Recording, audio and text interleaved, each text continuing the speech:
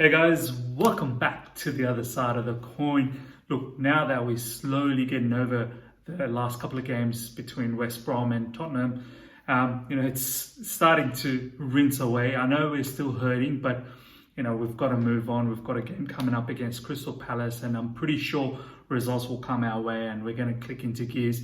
But today I want to talk about something else. Not about any matches or anything like that. First of all, I want to talk about the whole news about Ross Barkley to Aston Villa. He's gone on loan, on a season-long loan. This news really comes off, it's quite surprising to me. I did not see this coming. I know there was rumours about him perhaps going to West Ham, doing a swap deal with Declan Rice, so on and so forth. But as the season started, we've seen that Ruben Loftus-Cheek is the one who's been missing out, and Ross Barkley is the one who's featured in some of the matches, been in the bench in some of the matches, and I sort of got the feeling that Frank kind of likes Ross Barkley more or less in the sense of being a squad member. And for me, look, I know I've got an irrational love towards Ross Barkley. I've always wanted him to do well. It just never materialized.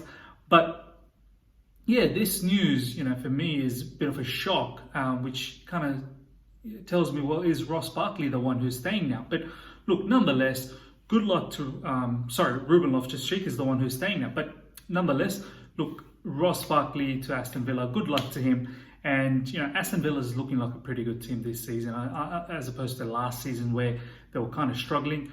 This season, I know it's early days, but they've bought a lot of players. They've had that one experience last season, and they know exactly what they need to do to keep, staying in this particular league. And they've bought some really, really good players during this time frame, and Ross Barkley will just add to that. So yeah, good luck to Ross Barkley. I hope he has a really good season and really, really nails it over there. Hope he plays more often than he plays for Chelsea. I think with John Terry there, it could be a good situation for him.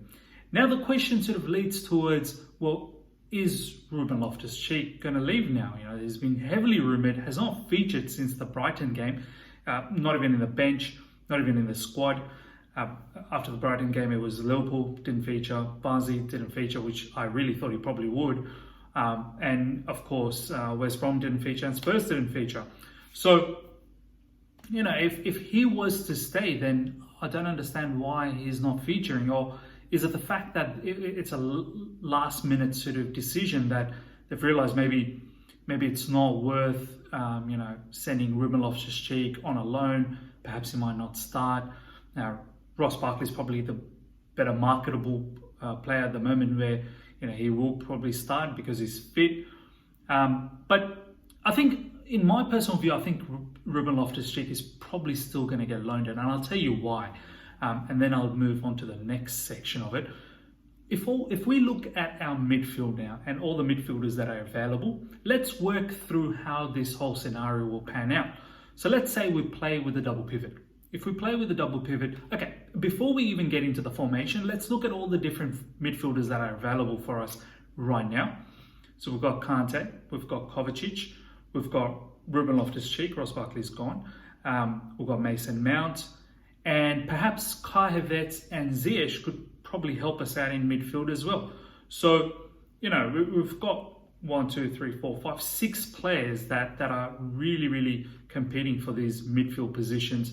I hope I haven't left out anyone, but if I have, that just adds on to the whole situation of the thing. So now let's look at the formation. So if we play with a double pivot, Jorginho, that's right, we start on Jorginho.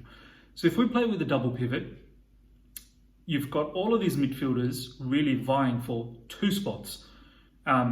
So you've got Kante and Kovacic that have been playing the double pivot. I think moving forward, I have this feeling, if we don't get any more inclusion, it probably might be Kante and Mason Mount playing a lot of that, where Mount just sort of plays a little bit further in front of Kante. And it could be interchangeable. Could be Kovacic, Mason Mount, could be Jorginho, Kovacic, and there could be a ton of experiments going over there. So, as I said, with a double pivot, all of those midfielders, you only have 2 spots to fight for. So I think that could be another reason why Ruben Loftus-Cheek could also leave for loan. If we look at a 4-3-3 situation, 3 in the midfield, all of that midfielders really competing for 3 positions. We have already seen how important Mason Mount is for Frank Lampard. So I think that's one spot gone, and that just leaves 2 more positions, which I'm pretty sure Kai Havertz is going to take one of them, because you don't buy one of your most record-breaking purchases to be on the bench. So I'm pretty sure he'll probably feature. Ziyech, as I said, could be a midfield situation where maybe Pulisic plays on the left wing, maybe Callum Hudson-Odoi plays on the right wing, and Ziyech might play in the midfield. So these are the scenarios that's happening around the whole midfield positions, where we've got limited spots and a lot of options. So I still think Ruben Loftus-Cheek will go on a loan based on these scenarios. I think it's probably a bit too late for Jorginho to leave, because we've only got a few more days left. 5th of October is the end date. And Jorginho, at the end of the day, gives us something different, which Frank has mentioned quite a few times, that in matches where he wants to take control, he likes to play Jorginho there. So, in essence, that provides something different as opposed to Kante and Kovacic double pivot, or even Mason Mount in a 3. So that's the whole thing about Ruben Loftus-Cheek. I think he's still going to go. Now, in regards to we've already seen Ross Barkley go, Ruben Loftus-Cheek, I'm predicting he's still going to go. Are we setting ourselves up to open a space for someone else? Like that could be the other theory. And if that's the case, then I think probably another player could go in terms of Jorginho or whoever else. I think Jorginho is the hot favorite. So the player that I'm thinking maybe we're opening up the space for is perhaps Declan Rice. Now, there's a really, really good article, and I'll keep talking about The Athletic, guys. Please subscribe to it if you haven't. I don't think it's that much per month anyway. Maybe I think $4 or $5 a month AUD. There's a really good article. Liam Toom is the one who wrote it, and it was in regards to how we conceded against Tottenham, that equaliser. And he does a nice screenshot sort of analysis and really plays through the whole thing. So Spurs gets the free kick, and off the free kick, the formation that was lined up, Werner was the one that was closest to Sergio Reguilon, who ends up crossing that ball.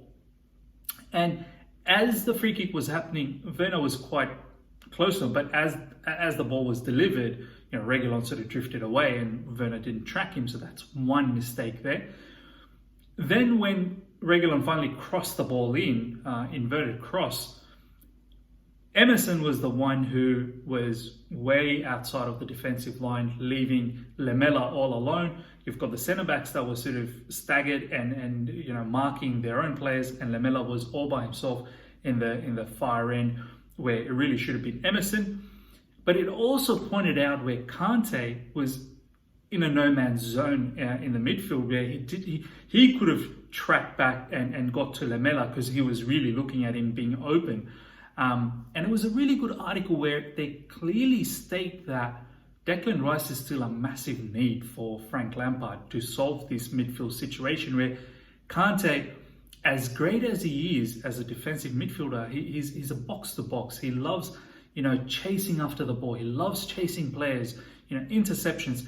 Tracking players is apparently, this is what the article is saying, is not his, biggest strength in terms of when there's a set piece, looking at who's where and whatnot and going and marking. That's not his thing to do. And it was pointing out the fact that is exactly what Declan Rice does for West Ham. And this is probably why Frank Lampard is still chasing after him. Now, having said all of that, Frank has still got to find a solution. We may very well not get Declan Rice during this window, and I feel like you still need to find a solution with the players that we have. So that is something on Frank. And so far, there's been a lot of complaints in the fan base that, we don't have Declan Rice, so we're a little bit weak in midfield.